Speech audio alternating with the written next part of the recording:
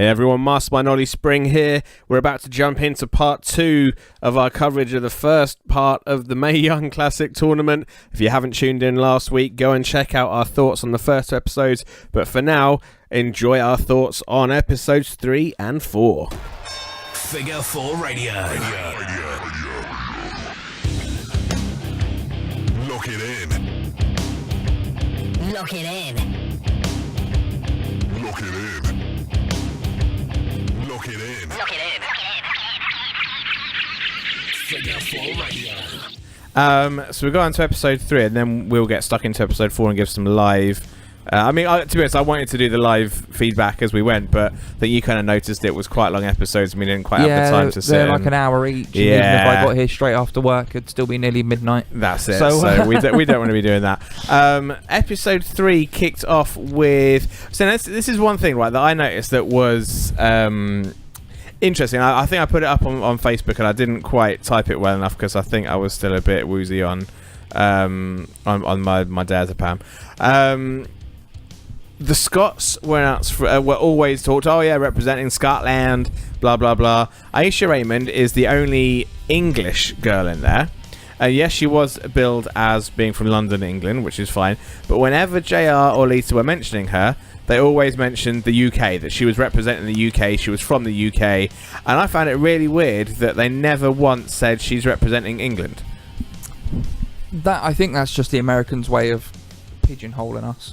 But Scotland is in the UK as well. So why does Scotland get to be Scotland, but England has to be the UK? I don't know. Yeah. It's just them. Cool fact, Aisha Raymond, she is the WWW champion, which is good friend Brett. He does the ring job for the Sacrifice shows. Wrestles as Damien. He runs WWW, and Aisha Raymond is his female champion. Can I just say... So he was very chuffed with her appearance. The whole I'm gonna paint my nose pink and draw whiskers is stupid. I really like. I know she said she liked the feline thing and panthers, not kittens. Well, no, she said she liked felines and she liked cats because the way they are. But she looks like an idiot. Yeah, not as much as this one, but. What, Tony Storm? Oh, look at the hat! Come right, okay. on. Now the reason why I have a very special. To be honest, Tony Storm looks better. But that hat is, I've just come from an Alice in Wonderland themed kids party and now I have to wrestle. I will always hold a special place in my heart for Toni Storm, as she was the first female... Because she's got tits and she's blonde. No. She was the first female... She was one half of the first female match that I ever commentated. Okay, fair enough. It was her versus Nadia Sapphire at the Woughton Centre in Milton Keynes in 2014. I cannot for the life of me remember who won. I think it was Toni Storm. No, it was, because as soon as she won the match, she jumped up and hugged referee Joseph Park, and that was probably the closest he's ever got to a woman in his life. Joseph Parks? No, not Joseph Parks. Joseph Park. No, was it Parker? Either way, that joke's been made a few times by other people that know him. But so Toni Storm, I'm a big fan of, and it's kind of, again, another person I've seen many years ago. When she didn't have a character, she was just there in kind of cool neon stuff, and I've kind of seen her go from wrestling in these little parts to now she's the Progress Women's Champion. She's doing big things around the world. She was engaged to Tyler Bate. She's now engaged to Chris Ridgway. I'm not going to judge her on that, but she's clearly found a bit more of a character, and it's cool to see. It's cool to see how that she's kind of. I don't know, I've seen her grow, and I can see... She's kind of gone through the ranks. That's it, and I can kind of say, I remember when she was wrestling this Welsh girl in a crappy little sports hall in Milton Keynes and a crappy little promotion. And now she's on global telly. Now she's on global telly, which is cool to see. But yeah, Toni Storm, genuinely, I think she's one of the best female wrestlers that the WWE haven't got on their roster at the moment. I think this is the thing. This is another match that you could call for the simple fact of JR says during her entrance that she's Progress Champion, and you think, well, they're going to put her over then. Yep. So it was another match. Name drop that company, why don't you? Yeah, so it was another match that you could just call. You knew who was going through. This was quite funny. The bit we're seeing at the moment are the hip attacks. Yeah. So essentially, she's just because they shoving can't say her arse or bum. Yeah, so essentially just shoving her bum in her face. That's a bump I would definitely take. But JR's commentary on this part was really funny. He was stumbling over himself. Yeah. It was really good. It was like, that's a really aggressive hip attack. I noticed that she did a similar thing on bracketology with she made Corey Graves completely lose his place as well. And I think she's definitely got the charisma. And I say if she's not in the final four, it'll be an absolute travesty. But yeah, this match was good. Again, probably I think like I said, we still haven't seen the fourth one yet. The third episode was the better of the three. Yeah, it's definitely getting better. This match was paced okay. I didn't think it was too bad. I watched this while getting ready this morning, and that was only 12 hours ago, and I still can't remember the finish. I am struggling to remember a lot of the finishes, if I'm being honest. A lot of them just kind of seem to come out of nowhere, and I think they just seem to be I know there's one, I'm not sure if it is this one, where she goes for a high spot. She jumps from the top turnbuckle, misses, and literally she just gets rolled over and pinned. Yeah. I don't know if it is this. I think it is this match, actually. It could be. My internet's going quite slow, so it's not quite buffering up to speed. Yeah, here we go. As I'd want it. So yeah, Isha goes flying through the air. Yeah, misses, and literally just gets rolled up. A quick slide roll. 1, 2, 3. Again, she could have easily kicked out of that. She had one shoulder completely uncovered that she could have just lifted. Yeah, but still, I'm glad that Toni Storm went through. Yeah. So the next match, the next one, Dakota Kai, who I've been told to look out for, and Kabila Devi. This match was the match that I thought, I'm not sure who's going to win this. I know she was very green. Not Dakota Kai. Davina. Not Davina. What's her name? Dakota. No, the other woman. Kabila. Yeah, her. But with that whole Indian connection thing, I thought there is a chance they might put her over. There is a chance the Singh brothers are going to run out of nowhere. And she's going to win. Yeah. But I think they told this story quite well, because they made her look really strong. True. True. And Dakota at the same time, Dakota's got that kind of Sami Zayn thing about her, where she can take a beating. Yeah. And then still pull off a win. Devi, she's all orange. It's a little bit. It doesn't look flattering in any way, shape, or form. No, but that's a cultural thing, isn't it? In India, she can't show her midriff, and in some places in India, they're not even allowed to show their hair. So she has to pick an attire that she can wrestle in. But still, it's not. It's just all orange. There was no like. Oh no, there's nothing else on it. Yeah, which is a bit strange. And I think Devi's her move was like there was like 3 or 4 things she did, and she did it all twice. Her big thing was she's strong, wasn't it? It was I'm strong. Look at me type thing. But I've become an instant fan of Dakota Kai. Well, Dakota Kai was the only person that I'd really kind of heard of in this bracket. This episode. I've never heard of her, if I'm being honest. But that's only because a lot of fanboys online are like, oh my gosh, she's so pretty, look at her, she's great, oh I love her so much. That's true. And I was just like, I'll have a look and see what she's like, and watched a few of her her wrestling matches.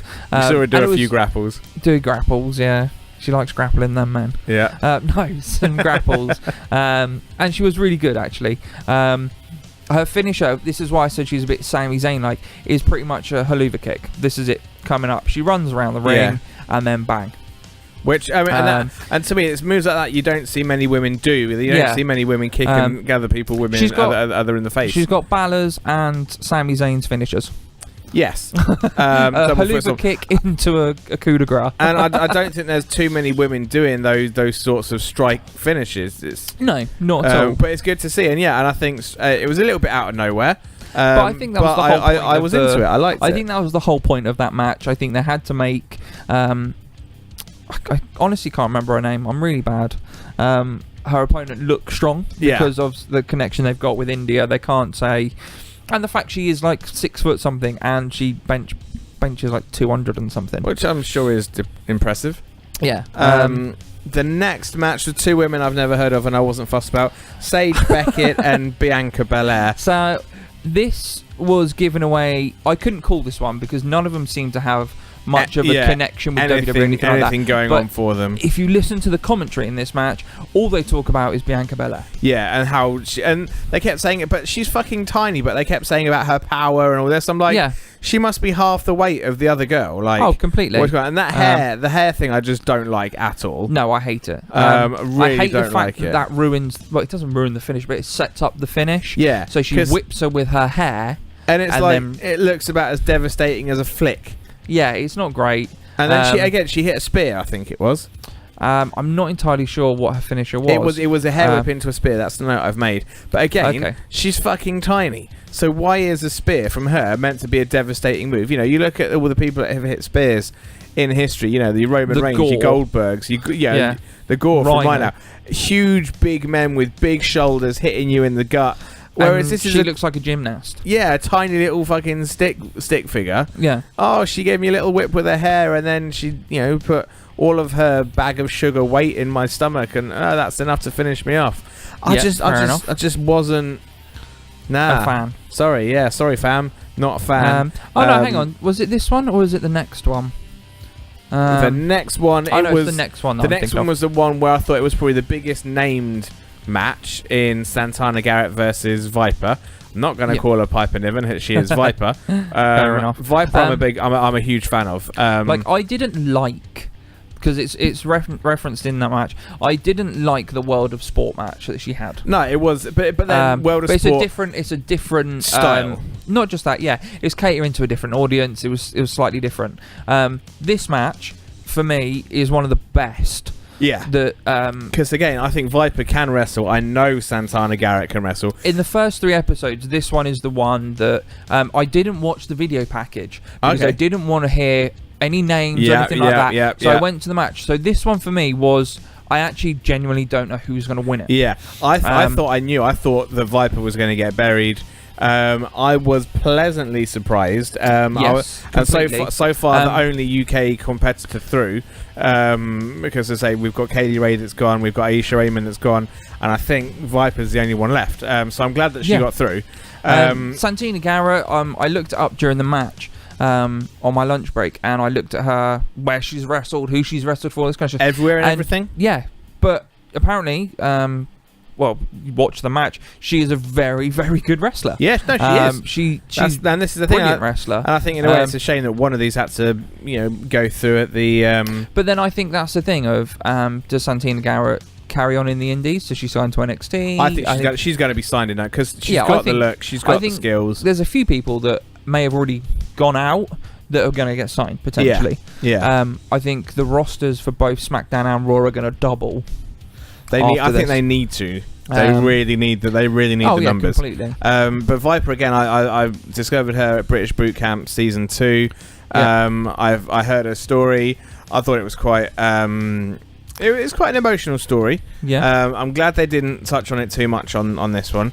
Like I said, I didn't see the video package, so I just I stopped it when they were shaking hands in the ring, and then let it go. But this was the most professional match from the first 3 episodes. Without a doubt, 100%. The selling was really good. The story of the, let's call a spade of the bigger girl against the smaller girl. It was really, really well done. If I'm being honest, I think this tournament needed Viper to go through, because I think in 2017 you can't just have all these. I mean, in the wrestling world, you can't just have skinny women always making it through. You need to show that otherwise that bigger women can, because you look at the likes of Kevin Owens. He's a chubby guy.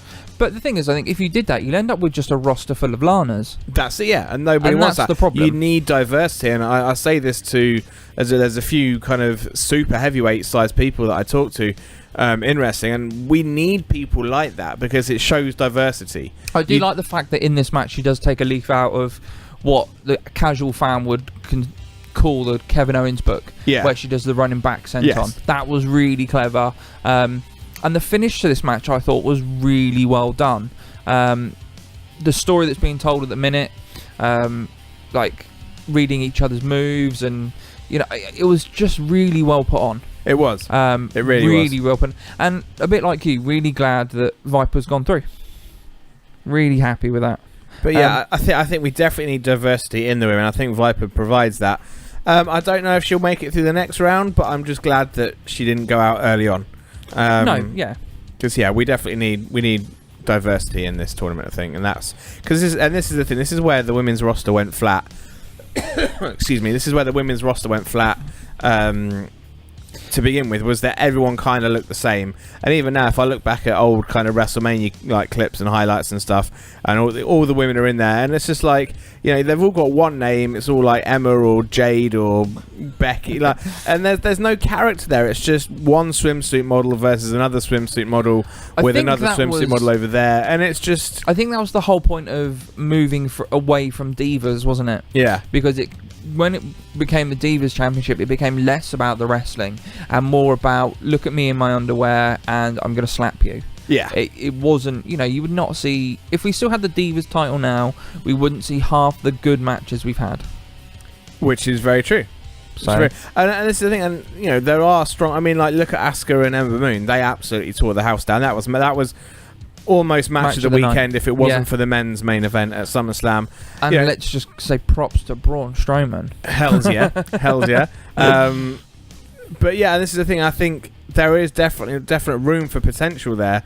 But yeah, I think these two definitely the best so far. I'm trying to think what the finish was. So I think it starts with the running back senton. So yeah, and then she picks her up into the Michinoku driver.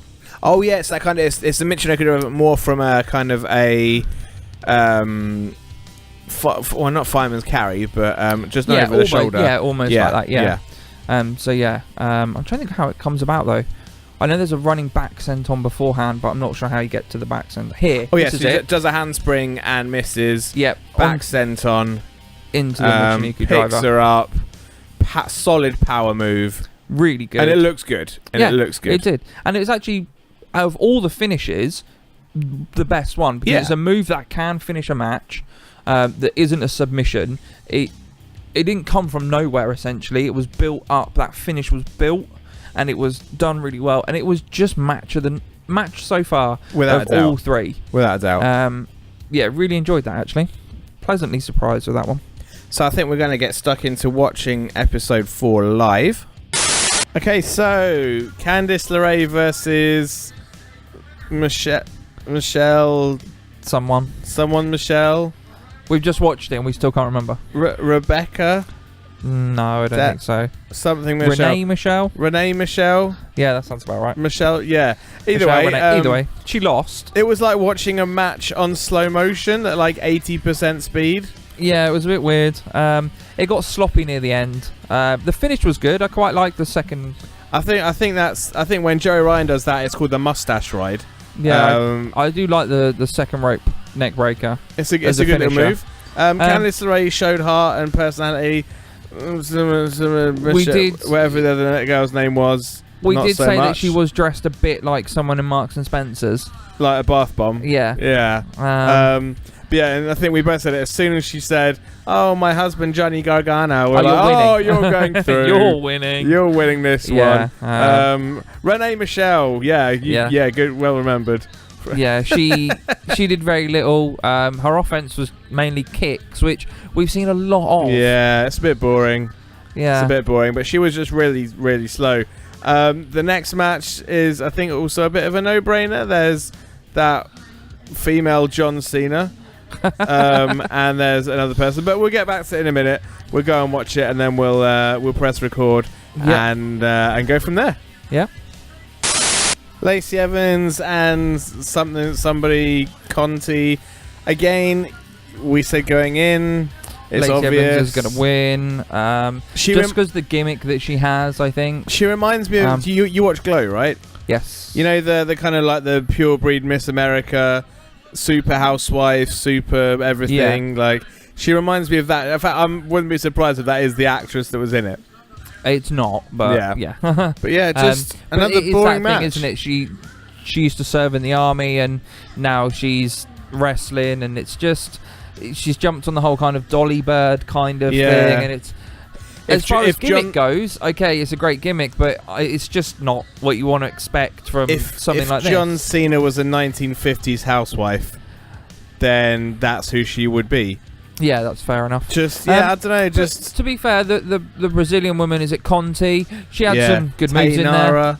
Yeah, I thought she was quite good. Yeah, she had that good little judo hit movie throw. Yeah, which I mean, was cool. They said in commentary that she trained with the judo Olympic team for Brazil. To be honest, one thing I'm noticing though, I think one of the big issues is that a lot of these women have kind of done other things and then given wrestling a go. No, you don't. You haven't. I don't think I've heard of any wrestler or any female wrestler who's been wrestling since she was 17 or something like that. Well, there's been a few veterans, I think, and they've got like 16 years and things like that. Yeah, a few, but two. I think that I can think of so far. But okay. Yeah, there's none of that story of watched wrestling as a kid and then went straight to training and blah blah blah. Yeah, it's all people that have only been wrestling for a couple of years after doing something else.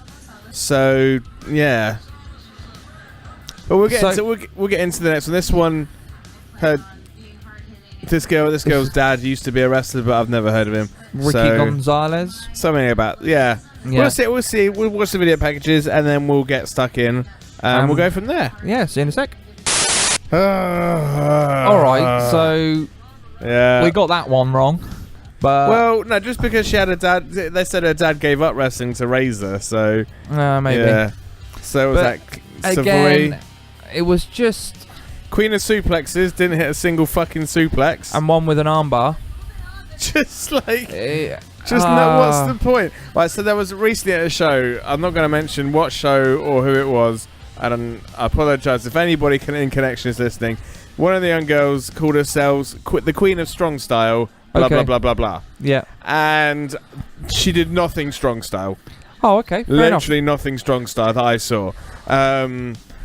And this is the thing, there's all well and good having these nicknames and these little and gimmicks, monikers and things like that. Don't have a moniker that's wrestling related that you don't live don't call yourselves the Queen of Suplexes if you're not going to hit a fucking suplex. Not even one, not even a snap suplex or nothing at all in that. No vertical suplexes, the nothing. match itself was slow, sloppy. It's a theme. Really underwhelming. I hate to say it. We should have done this with the CWC instead, shouldn't we? Really, but so we've got. Is this the last match now? Kairi Sane. Is that the third one already?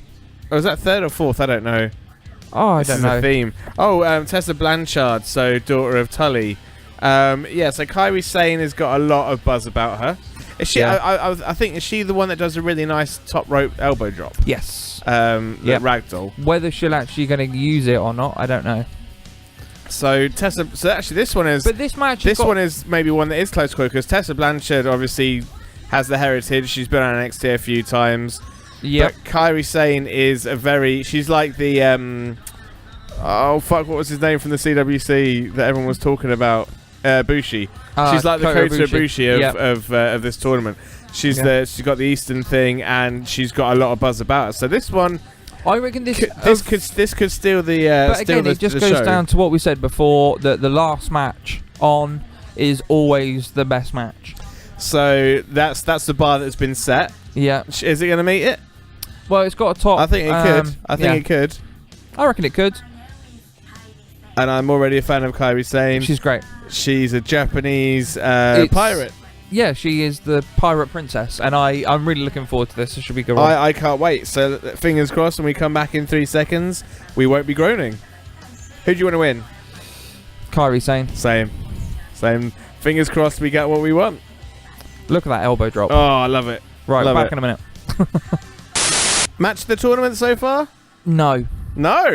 Second, maybe. I still think the Viper match in the last round was better. Okay. I enjoyed that one. That was really good. That was, but we saw moves and we saw actual strikes and a flow to it. I think the crowd booed when the flow kind of died down when Tessa Blanchard took control, but that was good. But then that's the good heel face dynamic, isn't it? True. It was a really good match. I still think I just preferred the previous one. Nothing against these two. They put on a really, really good match. And it's the thing, and I think they just didn't look like they cared if they maybe hit each other a bit too hard or if a suplex landed too hard. They just fucking went for it, which is what they should do. Some spots. That diving forearm from the top was a fucking piece of art. There's some really good moves though. Like you said, they weren't afraid to pull out some of the big stuff. Yeah. So lots of heavy slams, lots of stiff kicks and all that kind of thing. It was really, really well done. But that how much of it was put together beforehand, I don't know. Who knows? How much was called on the fly? That elbow drop was... That was a bit of a botch when she did the top rope senton. Yeah, they didn't quite pull off. It's hard to tell from the camera. I do like Akira Tozawa's top rope senton. Yeah, that does look cool. But I mean, this elbow drop is just... Even Macho Man would struggle to get one better than that. I mean, that's great elbow. It's a thing of beauty, really. I think definitely one of the strongest so far. It was a really good match, if not the strongest. I'm kind of hoping that we get a look at the bracket in a minute. Tessa is now crying. Oh, really? Yeah, she had a bit of a cry.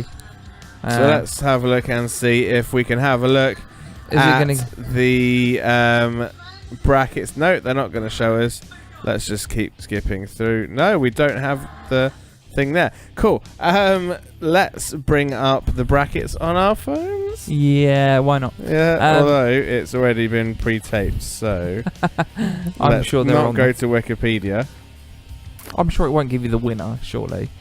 Oh no, the winner's to be announced. Yeah, I was gonna say. Las Vegas, I think it is. It's on a Tuesday night, which is really bizarre. It's the same night as SmackDown. I found that a bit weird. Is it?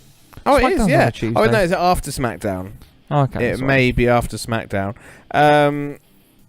Let's have a look. Fuck around. Yes, cookies. Bracket. Yeah, I get the cookies. I might have to edit some of this down. While Ollie finds it. But yeah.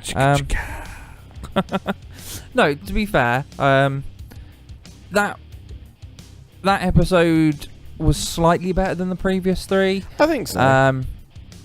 Like, the matches weren't as bad. And I hate saying that because it sounds like I'm shitting on the women's wrestling. Well, and I'm not. Yeah. I just think we've got used to such a... with NXT and SmackDown and Raw, we've got to use a pace and a level. Yeah, true. And I think they're just below that. And it's not bad, but it just comes across as a little bit more amateurish. Yeah, I guess so. I think it is down to the fact that a lot of these women... as I said, they've come to wrestling from something else. Yeah, a lot of them, yes. Yeah, which is a shame, I guess, because all the guys, it's like no, you don't get many guys that were like, oh yeah, and then I've been training wrestling for a couple of years beforehand. I did this, and this, and this. Yeah, I mean, you get the odd one that comes from football or whatnot. True. But yeah, I think a lot of these women, it's not the first thing that they look to do. That's it. Yeah, that's definitely the right way to put it. Here we go. So the second round. No, that's not the right one. No, scrap that. Thought I'd found it, but I haven't. I mean, I'm Google image searching it, and it is not. It is not proving... Some nerd out there hasn't put it together for us. It's not proving bountiful. This is a terrible podcast. It is. Let's have a quick look. Hang on. We can edit this out, right? I'll be doing some editing work. Yeah, that's okay. Here we go. And that's the first bracket. So... we've got Abby Lath versus Rachel Evers. See, which one was Abby? Oh, she was the one that beat Alpha Female. Yep. Then we've got Princess, whatever her name is. Or Suhei. Yep. Versus Mercedes Martinez. That one could be good. Yeah, that's the luchadora versus the veteran. That could be quite interesting.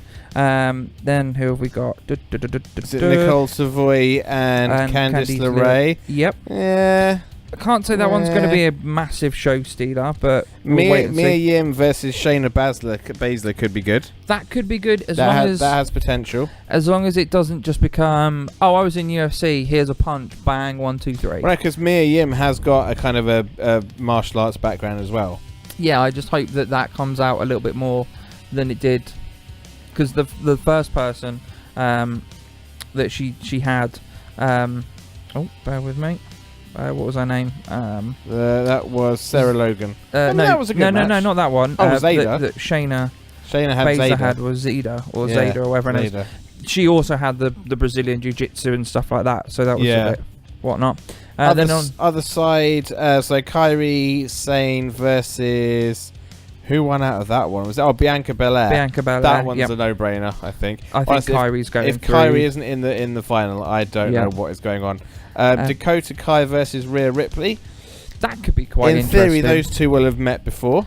Yes. As they're both from that side of the world. I mean, that's highly presumptious, but, that would be quite a good one, I think. I hope so. And then what have we got? Serena Deeb versus Piper Niven. Viper has to win. She probably won't. I'd want her to. But anyway, see, I'm just looking at this. How good would it be if you'd have cut all the crap and you just started from the second bracket? From the second bracket. Yeah. Would have been so much better. And then you've got Lacey Evans versus Toni Storm. Oh. That would be quite interesting. As I said, I'm hoping that the right side final is Kairi Sane versus Toni Storm. To me, that's in the semi-final. Yeah. To me, that's the obvious one there. And then on the other side, it's tricky to say. I mean, the thing is, like, I know it sounds a bit weird. I quite like Abby Laith. There's something about her character, like I quite like her. But then I can see it maybe being Shayna Baszler and Mercedes Martinez in the final two on that side. Maybe. I don't know if they'll go for that though.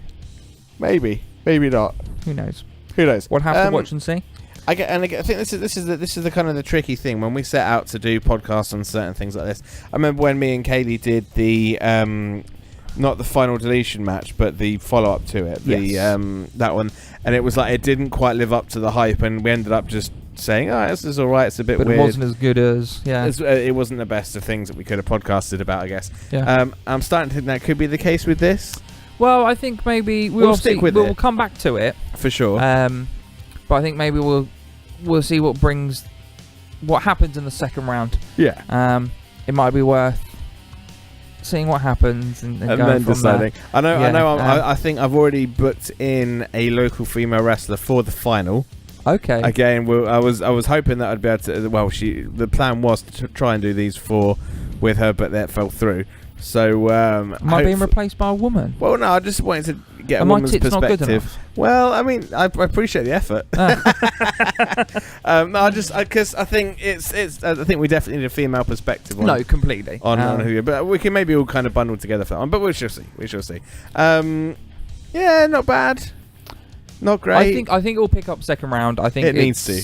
I hope so. I think, and I don't want to say the phrase dead wood, but I think now we've got rid of some of the weaker competitors, like people who hadn't wrestled before. Now they're out. I think we'll start seeing some bigger spots and some bigger moves. I hope a bit more actual wrestling. I think. Yes. They're 15-minute matches. Make them go 15 minutes. Yeah. I think they've barely gone over 7. That's true. So we'll keep our fingers crossed. Then as I said, we'll go in hopeful. Yes, I think we should. Do you want to do the social media this week? So social media, we are on Instagram and Twitter at Figure4 Radio. We are on Facebook, facebook.com/Figure4Radio. Yeah.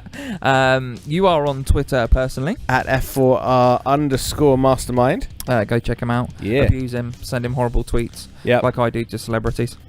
I'll show you one later. It's great. Okay.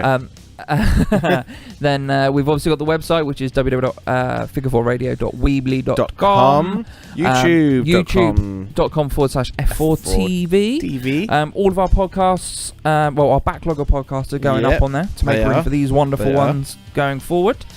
We were also found on Stitcher, Podomatic, and iTunes. TuneIn Radio app.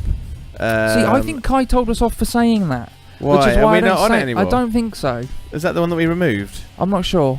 We're on lots of podcasty There's things. loads of places you can find was it MixLR, Mixcloud? I don't know. There's some. We need to speak to Big Boy Kai and find out. Yeah, Big Boy Kai, get in touch. Yeah. And of course, if you want, bookings for commentary and that sort of stuff, I can't quite remember exactly when this is going to be released, so I won't give you the specific dates, but please do support our friends over at the Wrestling League, Good Wrestling, Sacrifice Pro Wrestling, Hope Wrestling, DOA Wrestling, Exposure Wrestling Entertainment, Pro Wrestling Foxes, I think that's it at the moment. The list is getting bigger and bigger. I'm hoping at the moment, you never know, by the time this is released, I may have secured another little gig, but I'm not going to say anything about that just in case it doesn't happen. But yeah, big shout out to all the promotions taking a chance on me and my various broadcast colleagues. This year is turning out to be quite good, but we should talk about that in a few months' time, I'm sure. But for now, I've been the Mastermind Ollie Spring. I've been Luke O'Mac. We'll see you next week on Figure 4 Radio. Bye. Figure 4.